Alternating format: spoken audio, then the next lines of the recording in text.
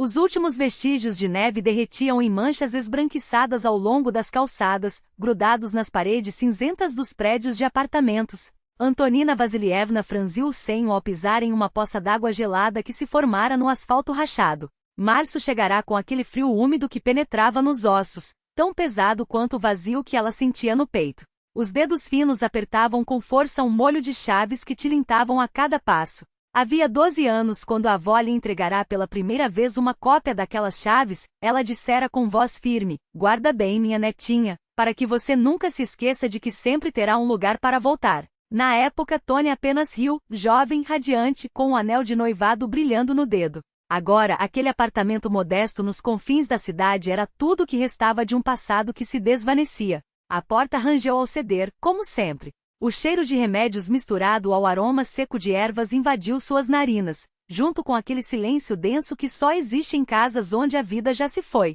Ela tirou o casaco com cuidado, pendurando-o no cabide da entrada, e parou por um instante, como se precisasse juntar forças antes de seguir adiante. Preciso terminar de esvaziar a cômoda hoje, pensou, dirigindo-se ao quartinho dos fundos. Um raio de sol furava a cortina desbotada, iluminando partículas de poeira que dançavam no ar. Ali no canto, o velho guarda-roupa de madeira escura, marcado por pequenas fissuras do tempo, guardava uma vida inteira em suas gavetas. Havia 3 dias que Tônia revirava os pertences da avó, e cada objeto encontrado era como uma faca que reabria a ferida da perda. Cadernos com anotações de aula, escritos com letra miúda e precisa, frutos de 40 anos lecionando matemática. Álbuns de fotografias encadernados em couro desgastado, um maço de cartões postais amarelados pelo tempo. E então, a gaveta do meio, pesada como a mochila de um aluno no primeiro dia de aula, onde repousava um gravador antigo, uma órbita. Ela o retirou com cautela, passando os dedos pela poeira acumulada. "Vovó, a senhora não tinha dito que jogou isso fora?" Polly, como todos a chamavam, vivia resmungando sobre tranqueiras velhas, mas nunca conseguia se livrar de coisa alguma que carregasse memórias. O aparelho, fabricado em 1978, estava surpreendentemente conservado, como se a avó o limpasse com carinho mesmo sem usá-lo. Tônia passou a mão pela superfície lisa, localizou o botão de liga e, para sua surpresa, encontrou uma fita dentro. "Será que ainda funciona?" pensou.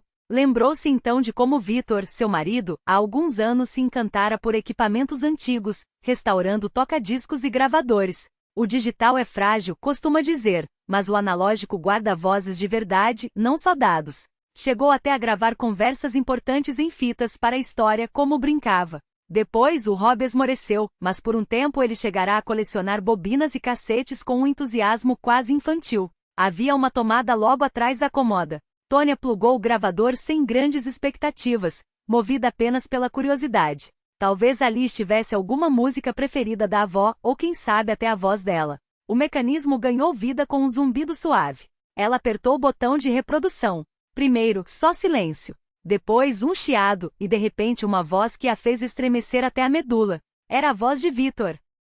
"Não, você não entende. Tudo foi planejado com cuidado", dizia ele, baixo, mas com uma clareza cortante.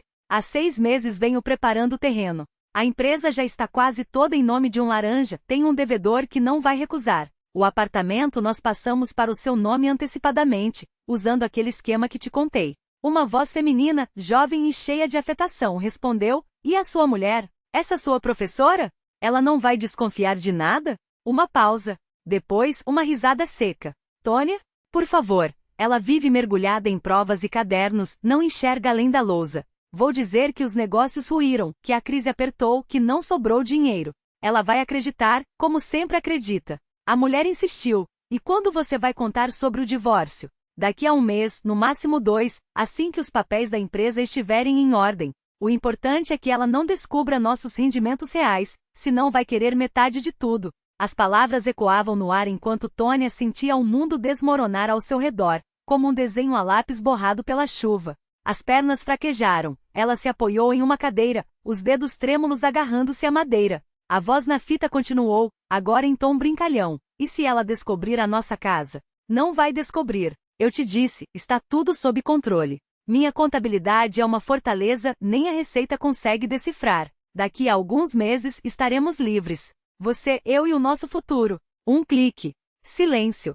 Ela permaneceu imóvel, os olhos fixos no vazio. Algo dentro dela se partirá em 1000 fragmentos, e cada um deles cravava-se em sua alma. 12 anos de casamento. 12 anos dedicados a construir um lar, a preservar uma família, a acreditar em cada palavra. E durante todo esse tempo, não, isso não pode ser verdade, repetia sua mente em desespero. Deve ser um engano, uma piada de mau gosto. Mas lá no fundo, uma certeza amarga começava a brotar, conectando pontos que antes passavam despercebidos, as viagens frequentes, os problemas no trabalho, que o faziam chegar tarde, as ligações suspeitas que ele atendia no frio da varanda, as despesas inexplicáveis justificadas como custos do negócio. Tônia levantou-se e aproximou-se da janela. Lá embaixo, crianças brincavam no pátio, idosas tomavam sol nas bancas, aproveitando os raios tímidos da primavera. Um dia comum, um mundo que seguia seu curso, como se nada tivesse mudado. Em sua memória surgiu a imagem de Polly, o coque severo de cabelos brancos, os olhos atentos por trás das lentes, as mãos enrugadas que cheiravam a creme de camomila. A verdade sempre vem à tona, minha netinha costuma dizer quando Tônia, ainda pequena, tentava esconder uma nota baixa ou um vaso quebrado. Por mais que você a enterre, ela acha um jeito de aparecer. Por isso, é melhor viver com honestidade. Uma ironia cruel. Mesmo depois de partir, a avó continuava a ensinar lições de vida. E aquele gravador empoeirado fora o mensageiro de uma verdade que destruíra, de uma só vez, o castelo de cartas de suas ilusões. Ela enxugou as lágrimas que insistiam em cair, traidoramente, e pegou o celular. Os valores que herdara desde a infância não permitiam que se rendesse sem lutar. Polly sempre repetia, se te ferirem não ofereça a outra face, mas também não se rebaixem à altura de quem te magoou. Haja com inteligência. Os dedos deslizaram pela agenda até encontrar o número de Lúcia, a amiga de faculdade, aquela que esteve ao seu lado em todas as tempestades. Lu, chamou e sua voz soou estranhamente calma. Você pode vir até aqui? Na casa da vovó. Aconteceu o que eu mais temia. Desligou o telefone e olhou novamente para o gravador. Dentro dela, emoções conflitantes batalhavam. Dor, traição, raiva, desespero e, surpreendentemente, um alívio sutil. Como se o peso de uma ignorância opressora finalmente tivesse sido tirado de seus ombros. Com cuidado retirou a fita e guardou-a no bolso. Depois recolocou o gravador na prateleira, ao lado da foto emoldurada da avó. Obrigada, Polly sussurrou, fitando aquele rosto conhecido. Pela lição, pela verdade e por ainda me proteger, mesmo agora. Do lado de fora, os últimos flocos de neve de março derretiam lentamente. Uma vida se encerrava, outra, ainda incerta, começava a despontar. A noite caía sobre o apartamento, envolvendo os móveis em sombras difusas. Tônia não acendeu a luz. Sentada junto à janela, observava o pátio iluminado pelos postes, onde as cores se misturavam em um borrão dourado. Os pensamentos giravam em sua cabeça como folhas secas ao vento, sem rumo, sem paz. A traição de Vitor doía como uma ferida surda bem no fundo do peito. O toque da campainha a fez sobressaltar-se. Na porta, Lúcia aparecia desalinhada, ofegante, as bochechas coradas pelo vento frio de março. Vim assim que pude, disse, tirando o cachecol enquanto examinou a amiga com preocupação.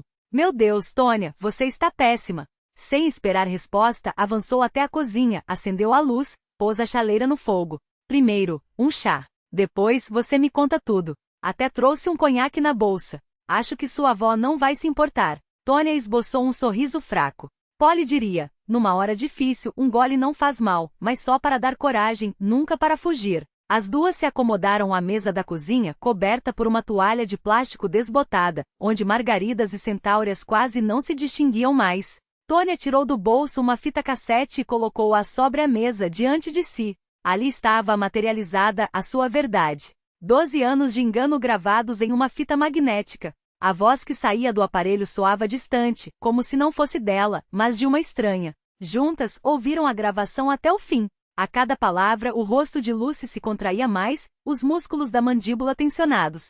Quando a fita terminou, ela soltou o ar com força e, decidida, despejou um gole de conhaque na xícara de Tônia. Bebe, Toneca, ordenou com um tom que não admitia recusa. E me perdoe. Perdoar o quê? Tônia franziu a testa confusa. Por ter me calado, Lucy desviou os olhos, envergonhada. Viu Vitia com uma loirinha nova em uma cafeteria no Boulevard, há um mês. Eles estavam num canto, e ele segurou a mão dela. Eu queria te contar, mas não tinha certeza. Tônia completou a frase por ela, amarga. E fez bem. Eu provavelmente não teria acreditado. Teria o defendido, inventado desculpas. Lucy apertou a mão dela com força. Que desculpas, Tônia. Que desculpas. Ele era seu marido. Por 12 anos. Tônia tomou um gole. O conhaque queimou a garganta, mas não aqueceu a alma. Sabe qual é a pior parte? Sua voz tremia. Não é a traição. É saber que ele viveu uma vida dupla por anos. Olhava nos meus olhos e mentia. Me abraçava e pensava nela. Você tem certeza de que isso dura anos? Lucy hesitou. Tônia soltou uma risada seca. Agora entendo tanta coisa. Lembra quando, 3 anos atrás, a gente queria comprar a casa de campo? De repente, as economias sumiram por causa de um negócio ruim. Eu acreditei. Depois vieram aquelas ligações estranhas. Vitor começou a sair na varanda para atender, até no inverno, com 10 graus abaixo de zero. Dizia que eram sócios que não gostavam de testemunhas. Ela fez uma pausa. E a viagem a trabalho? A última foi para Nizhny Novgorod, não foi? Para a obra, Lucy adivinhou. Liguei para o hotel. O recepcionista disse que não tinha nenhum hóspede com esse nome. Ele inventou que estava hospedado na casa de um velho amigo do exército. E eu acreditei. Tônia calou-se, revivendo cada momento. Boba. Boba eterna. Pare com isso, repetia mentalmente. Lucy bateu a palma da mão na mesa com um estalo seco. Você não é boba. Você é uma mulher que ama, que confia. Ele é o canalha. Não você. O silêncio tomou conta da cozinha, quebrado apenas pelo tic-tac do velho relógio de parede. Tônia girava a fita entre os dedos, como se pudesse extrair dela alguma resposta. O que você vai fazer? Lucy finalmente perguntou. Não sei, Tônia levantou os olhos, perdida. Não sei nem o que quero mais, que ele desapareça agora mesmo ou que tudo isso seja só um pesadelo. Lucy inclinou-se para a frente firme. Ouça, passei por isso, lembra? Há 5 anos, quando Tolik me deixou pela secretária. Achava que minha vida tinha acabado. Fez uma pausa. E hoje? Hoje você é feliz com o Igor. Tônia esboçou um sorriso fraco. Exatamente. Mas essa felicidade nunca teria chegado se eu continuasse vivendo na mentira. Lucy tomou um gole de chá, pensativa. Primeiro passo, juntar provas. Tudo. Para que, quando chegar a hora do divórcio, você não fique com as mãos abanando. Que provas? Só tenho essa fita. É um começo. Mas precisamos cavar mais fundo. Finanças, documentos da firma, essa tal apartamento que ele mencionou. Lucy coçou o queixo, concentrada. Você precisa de ajuda. De um advogado profissional. Tônia balançou a cabeça. É caro. Não tenho dinheiro. Antes, outra pessoa. Lembra do Boris Petrovich? O policial que nos ajudou quando roubaram nosso apartamento? Tônia assentiu. 3 anos antes, enquanto estavam de férias, ladrões tinham levado toda a eletrônica da casa. Boris Petrovich, um homem de poucos anos, olhos bondosos e maneiras rígidas, havia tratado do caso pessoalmente. Não recuperou os bens, mas garantiu que o seguro fosse pago sem burocracia. Você acha que ele vai topar? Tenho certeza, Lucy confirmou. Uma vez ele me disse que odia trapaceiros familiares. A mulher dele morreu de câncer, ele criou a filha sozinho. É um homem de princípios. Tônia levantou-se, andando de um lado para outro na pequena cozinha. A determinação, aos poucos, substituía o torpor. Tá bem. Ligamos para ele amanhã. Não amanhã. Hoje, Lucy já pegava o telefone. A demora é sua inimiga. Enquanto Vitor está nessa viagem, a gente age. Tônia observou a amiga discar, explicar, combinar com uma eficácia que ela mesma não se reconhecia capaz. Através da névoa do desespero, uma emoção estranha, quase esquecida, surgia. Gratidão por não estar sozinha. Ele estará aí amanhã, às 10 horas, Lucy anunciou, desligando. Agora, vamos listar o que temos e o que precisamos checar. Estenderam uma folha de caderno sobre a mesa. Lucy traçou colunas com traços firmes. Fatos, suspeitas, o que investigar. Certo. O que sabemos com certeza? Perguntou, pronta para anotar. Vitor me traiu? A voz de Tônia falhou, mas ela se recompôs. Planeja o divórcio, esconde dinheiro, compra apartamento para outra mulher. Lucy anotou rápido. Agora suspeitas. Acho que ele mentiu sobre todas as viagens do último ano e sobre os problemas financeiros da empresa. Em fevereiro, disse que tiveram que pagar uma multa por atraso a um fornecedor. Na verdade, estava juntando dinheiro para outra, Lucy concluiu dura. E as ligações? Ele sempre sai para atender, mesmo se estou no outro cômodo. E mudou a senha do celular há 6 meses. Bom, agora, o que precisamos verificar? Conversaram até altas horas. A dor não havia sumido, mas agora tinha forma a limites. Deixará de ser uma névoa sufocante para se tornar algo contra o qual era possível lutar. Quando o plano ficou pronto, Lucy insistiu. Você não volta para ele hoje. Liga, diz que está resolvendo coisas da herança da sua avó. Fica aqui. Tony agradeceu com um aceno. A ideia de deitar na cama que dividia com ele, sabendo o que sabia, lhe causava náusea. Sabe, Lucy, disse, enquanto se preparavam para sair, a vovó parecia saber. Sempre me dizia, Toneca, uma mulher deve ser forte mesmo quando tem o direito de ser fraca. Principalmente então.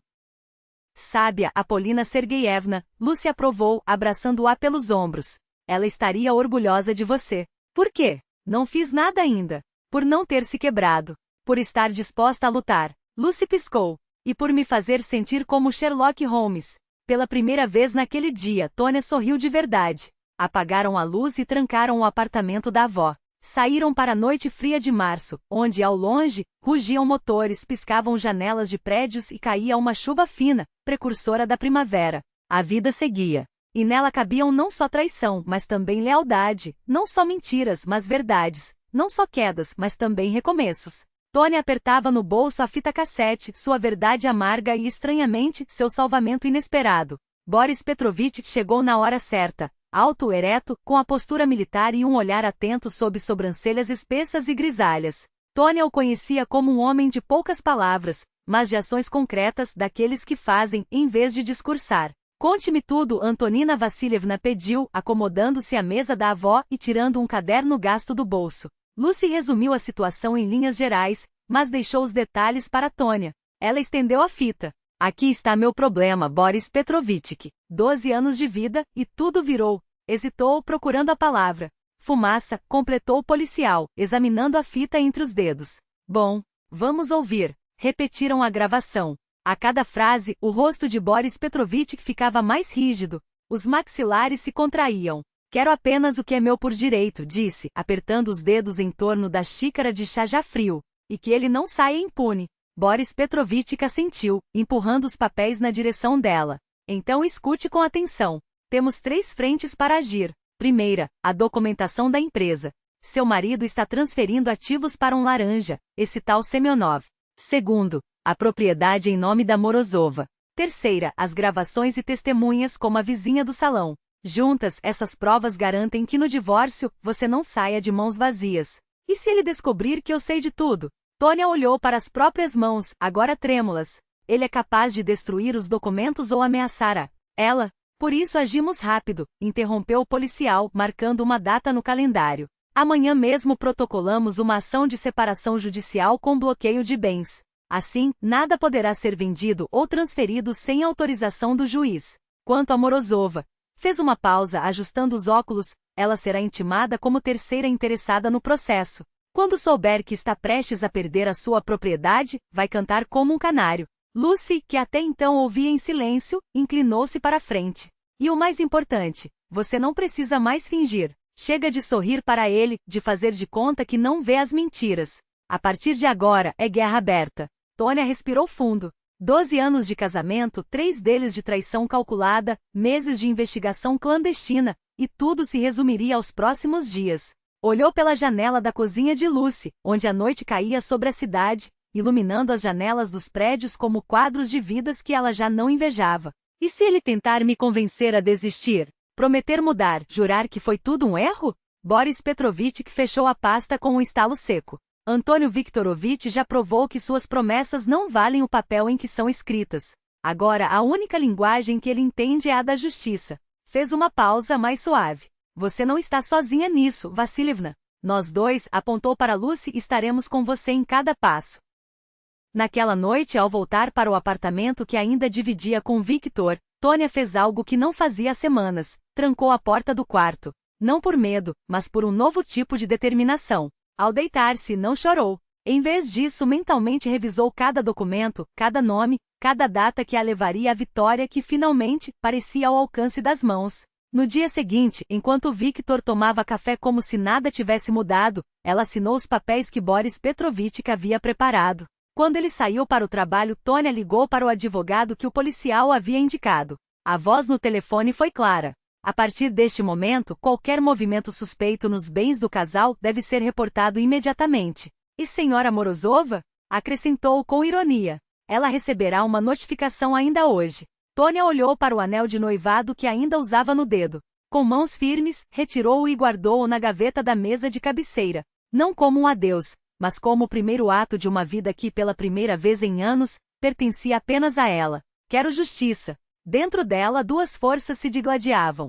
De um lado, a sede de vingança, o desejo de ferir aquele que a traíra com a mesma intensidade com que fora ferida. Do outro, os princípios incutidos desde a infância, ecoando a voz severa da avó: rebaixar-se à baixeza é tornar-se tão baixo quanto ela. Mas onde ficava, afinal, a fronteira entre um castigo merecido e a cegueira da vingança? O que eu faço agora? Perguntou a Boris Petrovitch, os dedos apertando o copo de chá já frio. Ele respirou fundo antes de responder. Você tem duas opções. A primeira, entrar com o divórcio silenciosamente usando essas provas como alavanca. Ele provavelmente cederá às suas condições para evitar escândalo. A segunda, fez uma pausa, ajustando os óculos, é confrontá-lo publicamente. Dói mais para ele, mas é mais honesto para você. Tônia olhou para a fotografia que mantinha sobre a mesa. Victor abraçado à ala, sorrindo como se o mundo lhe pertencesse. 12 anos de mentiras não mereciam um adeus discreto. Escolha a segunda, disse a voz firme como aço. Chega de mentiras. É hora da verdade. Boris Petrovitch assentiu, os olhos brilhando com uma mistura de aprovação e preocupação. Então precisamos de um plano. E você terá que se preparar, avisou. Não será fácil. Ela cerrou os punhos até os nós dos dedos ficarem brancos. A professora de matemática, sempre quieta, sempre discreta, agora se via diante do maior teste de sua vida, um exame de coragem, onde a única matéria era a verdade. Na cozinha mal iluminada do apartamento da avó, Tônia revisava os papéis pela enésima vez. As últimas 2 semanas haviam sido um pêndulo entre um passado que se revelara uma farsa e um futuro ainda nebuloso, como um desenho esboçado a lápis. Sobre a mesa, as provas se espalhavam, 12 anos de traição meticulosamente documentados. Acessar os documentos financeiros de Victor fora surpreendentemente simples. Ele mesmo lhe entregará a chave do cofre, pedindo que buscasse uns contratos antigos para a Receita. Você é tão esperta, minha querida, vai dar conta, dissera com aquele sorriso, o mesmo que outrora derretia seu coração. Esperta, ela de fato era. Entre pastas impecavelmente organizadas, descobriu contratos com empresas fantasma, extratos de 3 contas bancárias das quais nem suspeitava e o golpe mais cruel, a nota fiscal do reformar sob medida do apartamento à beira-rio, 1.750.000 rublos. Quase 2 milhões. Dinheiro que não havia para seu curso de especialização, para a viagem ao mar que adiaram por 3 anos seguidos, para o tratamento do pai, quando precisaram pedir emprestado a Luísa. Ao lado dos documentos, uma caderneta desgastada, herança da vovó. Polina Sergeyevna anotava ali os telefones daqueles em quem confiava. Entre eles, o número de Mikhail Andreevich Levitsky, o velho vizinho da comunalca onde moraram antes da mudança. Agora, um advogado renomado, especializado em causas familiares. Mikhail Andreevich, boa tarde. Sou Antonina Rybakova, disse quando ele atendeu. A voz do homem transbordou alegria genuína ao reconhecê-la. Toneca, a neta da Polina Sergeyevna. 100 anos sem notícias. Como está? E como vai sua avó? Vovó já não está mais aqui, respondeu, a voz embargada. E eu? Tenho um problema. De natureza jurídica. Ele a ouviu com atenção cirúrgica, fazendo perguntas precisas sem interrompê-la. Ao final, resumiu. 12 anos de casamento, apartamento em nome dos dois, marido esvaziando ativos antes do divórcio, provas de infidelidade e fraudes financeiras. Fez uma pausa. Tem um caso sólido. Eu assumo. Encontrarão-se em seu escritório, pequeno mas elegante, no centro da cidade. Mikhail Andreevich, com a postura ereta e os fios prateados nas têmporas, examinou cada documento com o cuidado de um ourives. Ao terminar, sentenciou. Ele se meteu em uma enrascada feia. A Receita poderia se interessar por isso, mas o mais importante agora é outro ponto. Você tem as rédeas para uma divisão justa dos bens. Ergueu os olhos. Resta decidir como quer agir. Já decidi, disse Tônia, sem hesitar. Quero que ele confesse. Olhando nos meus olhos. O advogado assentiu, compreensivo. Entendo. Mas para isso, precisamos de um plano bem estruturado, e de um lugar onde você se sinta no controle. Tenho uma ideia, respondeu ela. O plano não nasceu de uma só vez. Luísa, Boris Petrovitch e Mikhail Andreevich ajudaram a lapidá-lo, prevendo cada possível reação. Tônia insistiu que ela estivesse presente. A amante também merecia saber a verdade, ou pelo menos parte dela. Na véspera do dia decisivo, ela quase não dormiu. Deitada, olhando para o teto, refletia sobre como havia mudado naquele curto espaço de tempo. A dor não desaparecera, mas se transformará. Agora era determinação, era uma coluna vertebral de aço. Pela manhã, o telefone tocou. Era Victor. Toneca, estou voltando da viagem. Podemos nos encontrar no Nesc às 7? Sinto saudades. A voz, melosa, familiar. Claro, respondeu ela, serena. Eu também. Desligou e fez mais uma ligação, desta vez para o salão Style. Alla Grigorievna, aqui é Antonina. Cortei o cabelo com a senhora há um mês. Lembra? Uma pausa estratégica. Gostaria de marcar outro horário, mas antes, queria convidá-la para um café. Tenho uma proposta de negócios. O Café Nevsky ficava em um casarão histórico, no coração da cidade. Tetos altos, molduras douradas, espelhos em pesadas molduras de madeira. Era ali, 12 anos antes, que Victor lhe pedirá em casamento. Tônia chegou cedo, escolheu uma mesa no canto, de onde podia ver toda a sala, e deixou a pasta com os documentos sobre a cadeira ao lado. Mikhail Andreevich e Boris Petrovich sentaram-se a algumas mesas de distância, fingindo estar absortos em uma conversa. Às 18h55, Victor entrou. Impecável no terno caro, exalando um perfume que ela não lhe comprará. Ao vê-la, sorriu, aquele mesmo sorriso que outrora a fazia esquecer do mundo. Inclinou-se para beijá-la, mas Tônia recuou, sutil. Olá, Vitya, cumprimentou calma. Como foi a viagem? Produtiva. Ele sentou-se à sua frente, abrindo o cardápio. Assinamos um contrato com um novo fornecedor. Agora podemos respirar aliviados. Quem sabe até tiramos férias. Para onde? Perguntou ela, os dedos brincando com a borda da xícara. Talvez Sochi? Você sempre quis ir. Ele hesitou por um segundo, mas recuperou-se rápido. A situação melhorou. Como eu disse, foi um bom negócio. Nesse exato momento a porta se abriu. Alla entrou, elegante nos saltos altos e vestido justo, os olhos varrendo o salão até encontrar em Tônia. Esta levantou a mão, chamando-a. Victor congelou, o olhar saltando entre a esposa e a amante, o rosto um mapa de emoções conflitantes, incredulidade, pânico, culpa. Tônia, vocês se conhecem? Sua voz tremia. Conheço sim, ela confirmou, indicando a cadeira vazia a Alla. Alla Grigorievna teve a gentileza de aceitar nosso encontro. Alla, confusa, alternava o olhar entre os dois, claramente perdida. Victor, o que está acontecendo? Perguntou, brincando nervosa com a pulseira de diamantes. Eu também gostaria de saber, disse Tônia, abrindo a pasta. Por exemplo, por que meu marido registrou um apartamento de milhões em seu nome, enquanto me dizia que estávamos quebrados?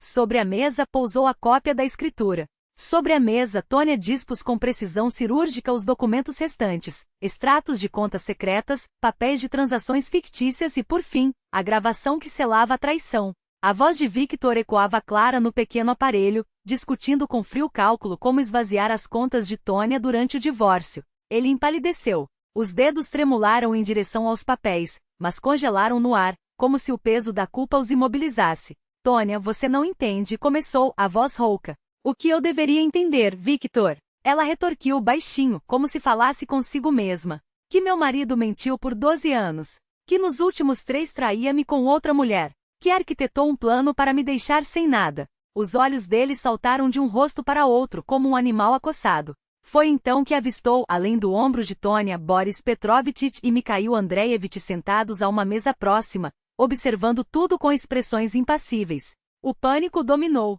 Isso tudo tem explicação. Tentou novamente, mas a convicção já o abandonara. Ah, é? Alla inclinou-se para a frente, os olhos faiscando. Então explique por que durante um ano inteiro, você jurou que se divorciaria de Tônia para casar comigo. Por que mentiu que seu casamento era só de fachada, que vocês só esperavam o momento certo para terminar? Tônia fitou a rival com um olhar penetrante. 1 ano. Ele prometeu divórcio a Alla por 1 ano. Exatamente, confirmou Alla, a voz trêmula de raiva contida. Dizia que tudo estaria resolvido até o verão. Victor abriu a boca, mas Alla já extraía do bolso um celular. Com um toque exibiu mensagens, gravações e até um vídeo onde ele, solene, jurava abandonar a esposa. Veja só, Tônia, disse, estendendo o aparelho. Ele era muito convincente, não era? Por um instante, as duas mulheres se entreolharam. Não havia cumplicidade, mas um reconhecimento mútuo. Ambas haviam sido peças no mesmo jogo sujo, cada uma à sua maneira. Alla Grigorievna, Tônia pronunciou seu nome com calma. Parece que ele nos enganou a ambas. A máscara de Victor desmoronou. O rosto se contorceu em fúria. Calem a boca, as duas! Vociferou, batendo o punho na mesa. Os talheres tilintaram. Alguns clientes viraram-se curiosos. Sem mim, vocês não são nada. Tônia, uma ratinha cinzenta professora de escola. E você, Ala, só uma boneca cara. Foi então que Tônia viu Boris Petrovich e Mikhail Andreevich se levantarem, aproximando-se com passos firmes. Aí está a Victor, disse ela, um sorriso amargo nos lábios. Achei que tinha me casado com um homem, mas era só uma máscara. Você! Ele engasgou, a raiva sufocando as palavras. De repente empurrou a cadeira com violência e pôs-se de pé. Fique com tudo. Divorce-se, afogue-se nessas papeladas. Sem mim você não sobrevive. Não, Vitya. Tônia balançou a cabeça, e algo novo soou em sua voz, uma força que ela própria não reconhecia. É você quem não sobreviverá. Sozinho, sem aquelas que o amaram de verdade. Asterisco. Ergueu-se, recolhendo os documentos com gestos precisos. Mikhail Andreevich preparou a petição de divórcio, anunciou, folheando os papéis. Inclui a divisão dos bens, considerando os ativos que descobrimos. Podemos resolver isso amigavelmente, ou nos tribunais com a Receita Federal envolvida. Ela olhou nos olhos dele. Escolha. O ódio em seu olhar era puro. Por segundos, Tônia pensou que ele fosse agredi-la. Mas Victor apenas agarrou o paletó e saiu a passos largos, quase derrubando um casal que entrava. Silêncio. Tônia deixou-se cair na cadeira, sentindo o peso dos últimos meses escoar como água de um balde furado. Ala abriu a boca, mas uma lágrima traiu sua compostura, borrando o rímel impecável. Eu não sabia que era assim, sussurrou, enxugando o rosto. Juro, ele dizia que vocês só eram casados no papel. Eu acredito. Tônia assentiu. Também me dizia que as noites fora eram por causa do trabalho. Negócios, sempre negócios. Um estranho vínculo nasceu naquele instante. Não era amizade, era o entendimento doloroso de quem compartilha a mesma ferida. O que vai fazer com o apartamento? Perguntou Tônia, prática. Ala encolheu os ombros. Não sei. Ele registrou em meu nome, mas, suspirou. Agora vejo que eu era só uma fachada para ele. Boris Petrovich e Mikhail Andreevich chegaram ao lado da mesa. Os documentos estão conosco, disse o advogado. Se ele não aceitar um acordo, entraremos com o processo. As gravações serão anexadas, complementou o delegado. Essas manobras financeiras configuram crime. Tônia assentiu, mas dentro dela só havia um vazio sereno. Nem raiva nem dor. Apenas um alívio estranho, como após uma longa enfermidade. Sábia, murmurou, olhando pela janela para a cidade que se iluminava, minha avó costumava dizer, a verdade liberta mesmo que doa. Só hoje entendi o que ela queria dizer. Mikhail Andreevich pousou a mão em seu ombro. Polina Sergeyevna estaria orgulhosa de você hoje. Você mostrou uma coragem rara. Tônia agradeceu com um sorriso, então voltou-se para Ala que torcia um guardanapo entre os dedos. Ala Grigorievna, você poderia nos ajudar. Se tiver qualquer documento sobre as finanças dele. Claro, Ala assentiu firme. Tenho algumas coisas. Às vezes ele deixava papéis no apartamento. Lá fora, o crepúsculo pintava o céu de tons dourados. As lustrosas luminárias do café Nevsky acenderam-se, refletindo-se nos espelhos como estrelas distantes.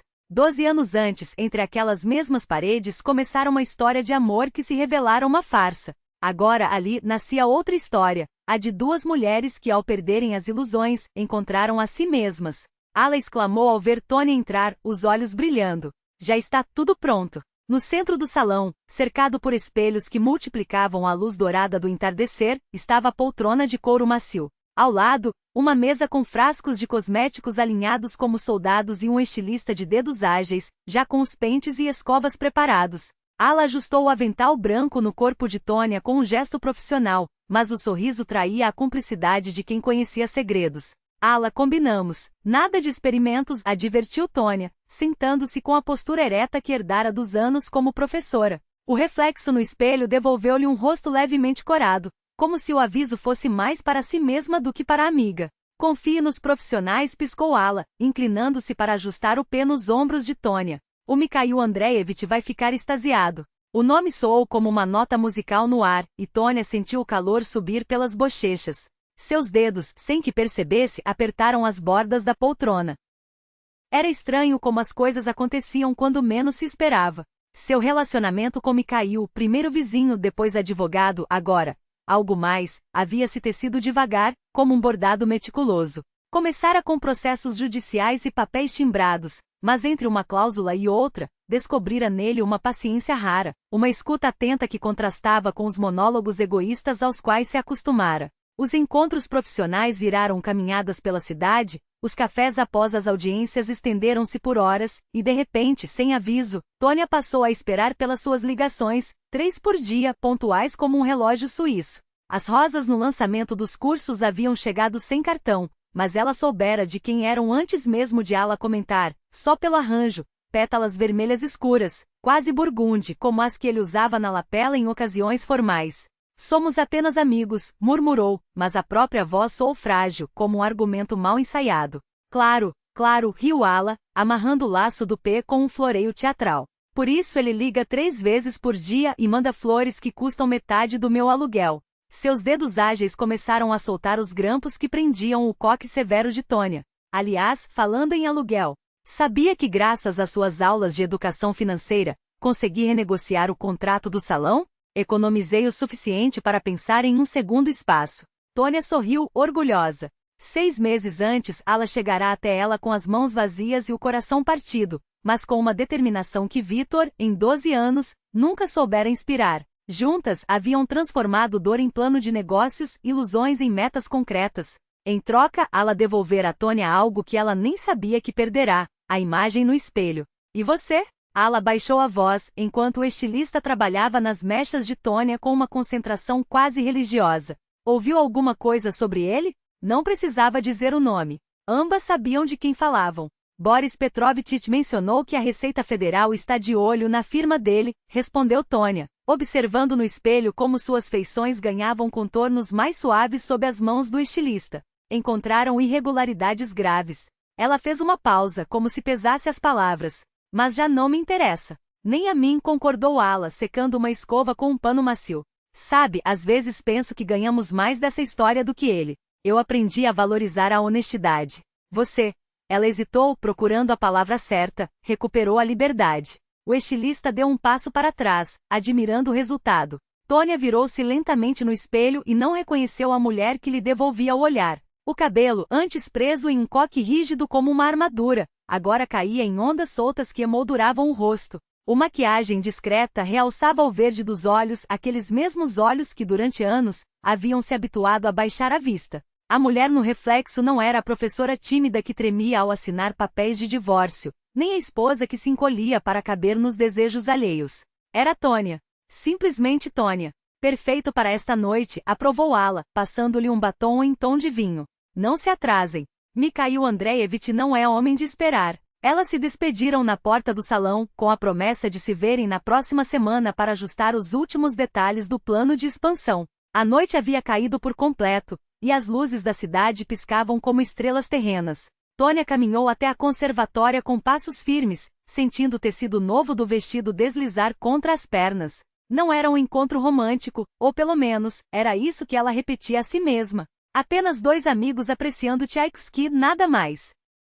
Mas quando Mikhail a esperava junto à entrada, com o casaco aberto apesar do frio outonal e um sorriso que parecia reservado só para ela, Tônia soube que mentira mais uma vez. Não para ele, mas para si mesma. Você veio, disse ele, oferecendo o braço com naturalidade, como se o gesto fosse tão antigo quanto eles dois. Prometi que viria, respondeu, aceitando o gesto. O calor de sua mão atravessou a luva fina, subindo pelo braço como uma corrente elétrica suave. O concerto foi tão intenso quanto a expectativa que precedera o momento em que Mikhail, ao final, sussurrou ao seu ouvido. Quero mostrar uma coisa.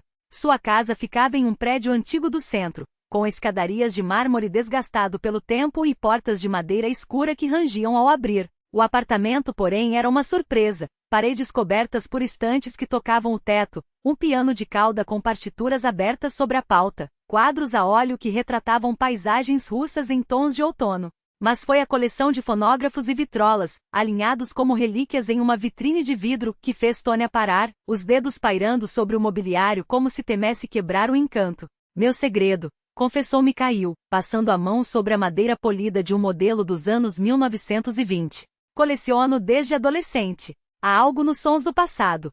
Ele inseriu uma agulha em um disco, e a voz arranhada de uma cantora de ópera encheu a sala, trêmula e viva. Eles carregam memórias que o digital não consegue reproduzir. Tônia sorriu. Ela entendia. No fundo, sua própria história com a verdade começara com um som antigo, uma fita magnética que rangera ao girar, revelando uma voz que ela pensava conhecer. Eu também tenho algo assim, disse, aproximando-se de uma vitrola portátil. Não é uma coleção, mas... Ela hesitou, um objeto que mudou tudo. Mikhail observou-a com curiosidade, mas não insistiu. Em vez disso, serviu 2 taças de vinho e conduziu-a até a sacada, onde as luzes da cidade dançavam além da grade de ferro forjado. A verdade, brindou ele, tocando sua taça na dela. A verdade, repetiu Tônia, saboreando o líquido que queimava suave na garganta. Ele a acompanhou até a porta do novo apartamento, não a casa que dividira com Vitor, vendida junto com os móveis e as lembranças, mas um espaço claro, com janelas grandes e paredes nuas esperando por quadros. Na despedida, seus lábios roçaram levemente sua bochecha, e Tônia sentiu o perfume dele, madeira envelhecida e um toque de bergamota. Até amanhã, disse ele. Até amanhã, respondeu, e ficou observando descer a escada até virar a esquina, antes de fechar a porta. Dentro, o silêncio era aconchegante. Tônia acendeu uma lâmpada de mesa e dirigiu-se ao pequeno gabinete que montara no canto da sala. Sobre a escrivaninha, entre pilhas de cadernos e um vasinho com uma samambaia, estava o magnetofone órbita da avó, seu polímero amarelecido pelo tempo. Ao lado, em uma moldura de prata, a foto de Polina Sergeyevna, com seus olhos bondosos e o sorriso que sempre pareciam dizer: "Você é mais forte do que pensa." Tônia pegou uma fita nova, inseriu-a no aparelho e pressionou o botão vermelho. "Olá, vovó", começou, a voz um pouco trêmula. "Hoje faz exatamente 6 meses que seu velho magnetofone virou minha vida de cabeça para baixo." Ela fez uma pausa, ouvindo o leve chiado da fita girando. Queria contar como tudo ficou depois daquele dia de março. E então, como se as palavras tivessem esperado esse momento para fluir, Tônia falou sem pressa. Contou sobre os cursos que criará, sobre os alunos que chegavam com medos e saíam com planos, sobre o apartamento que escolhera sozinha, com paredes pintadas na cor do entardecer, sobre as noites em que ainda acordava suando, sonhando com as mentiras de Vitor, mas que agora conseguia respirar fundo e voltar a dormir. Falou de Mikhail, de suas mãos quentes ao passar as páginas de um livro, de seus olhos atentos que pareciam enxergar até o que ela não dizia, da estranha sensação de segurança que ele lhe dava sem pedir nada em troca. "Às vezes ainda dói", vovó confessou, brincando com a ponta da fita. "Mas é uma dor diferente. Não é mais aquela que sufoca, que faz a gente se sentir pequena. Ela procurou a palavra. É a dor de crescer, de aprender a viver sem ilusões." Seus dedos tocaram a moldura da foto. "Você sempre dizia que a verdade vem à tona. Agora entendo que a verdade não é só o que os outros escondem de nós. É também o que nós escondemos de nós mesmos." Tônia fechou os olhos por um instante. "Durante 12 anos eu vi o que queria ver, não o que era real. Talvez fosse mais fácil assim. Mas não era vivo." Ela sorriu, imaginando a avó balançando a cabeça como fazia quando Tônia, criança, teimava em colher morangos verdes só porque eram bonitos. "Agora vivo sem ilusões, vovó. Às vezes é assustador. Às vezes ainda me pego procurando um mas onde não existe. Mas é minha vida. Minha vida honesta." Sua voz ganhou firmeza. "E por isso, por me ensinar a enxergar, eu agradeço a você. Sempre." Tônia pressionou o botão de parar, retirou a fita com cuidado e guardou-a na caixa de madeira onde repousavam as relíquias da família. O anel de noivado da avó, cartas amareladas, uma foto desbotada de seus pais jovens, sorrindo em frente a um lago congelado. Ao abrir a janela, o ar outonal entrou como um suspiro. A cidade murmurava buzinas, risadas distantes, o eco de uma música que vinha não se sabia de onde. Tônia respirou fundo, sentindo o frescor na pele. Não era uma noite perfeita. Era melhor, era real. O telefone vibrou no bolso. Uma mensagem de Mikhail. "Obrigado pelo maravilhoso serão. Aguardo amanhã." Ela sorriu. Não era a paixão cega da juventude, nem a ilusão de felicidade que se desmanchava ao primeiro vento. Era algo novo, profundo, maduro, construído em silêncios compartilhados e respeitos mútuos. 12 anos de mentiras haviam ficado para trás. À frente havia uma página em branco, sem garantias, mas sem máscaras, com erros que seriam só seus para corrigir, com amizades que nasciam de cinzas, com um amor que não precisava de nomes para ser verdadeiro. Tônia olhou uma última vez para a foto da avó. "Obrigada, Polina Sergeyevna", sussurrou. "Pela lição. Pela verdade. E por, mesmo agora, me guardar." Lá fora, outubro dançava. Folhas douradas rodopiavam como bailarina, lembrando que toda perda carrega em si uma semente de recomeço. Ela fechou a janela, apanhou a bolsa e dirigiu-se ao quarto, onde o vestido do dia seguinte já estava pendurado na porta do armário, azul marinha, como o céu antes da tempestade se dissipar. Amanhã seria o primeiro dia do resto de sua vida. E pela primeira vez em muito tempo, Tônia não tinha medo de virar a página.